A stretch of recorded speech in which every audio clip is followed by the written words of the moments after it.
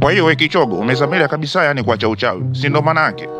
Ndiyo true. Mimi nimeona tunaachana hizo kazi. Nifanye tu kazi zingine. Manake hakuna chochote ninachokipata kwenye uchawi. Sijengi nyumba, sifanyaje, kila siku nakuwa pale pale. Nimeona sasa hivi niingie mtaani mie. Nifanye mikazi migumu, nipate wachumba, basi ni enjoy na maisha yangu.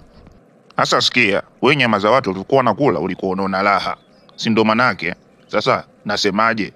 Acha kufanya mikazi migumu ili mradi tukianza kula nyama yako iwe na steki, yani udamvwi.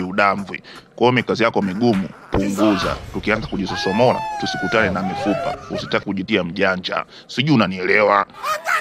Wewe kipala kama emoji. Mbona umenikalia kooni babangu? Mimi sasa hivi nipo mtaani napiga ndondo nipate vijisenti vya sabuni kidogo, kisha nitarejea kilingeni. Kwa hiyo sina maana hiyo kabisa. Maana yake naona upo serious. Usije ukanitoa linda we baba. Na mnavyopendaga nyama za nilio. Hapana, nitakuja tu.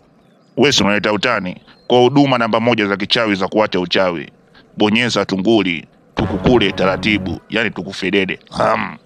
Kwa huduma namba 2 za kuacha uchawi, bonyeza ilizi tukushughulikie kisawasawa, yani tukukamie, tukushenyenta.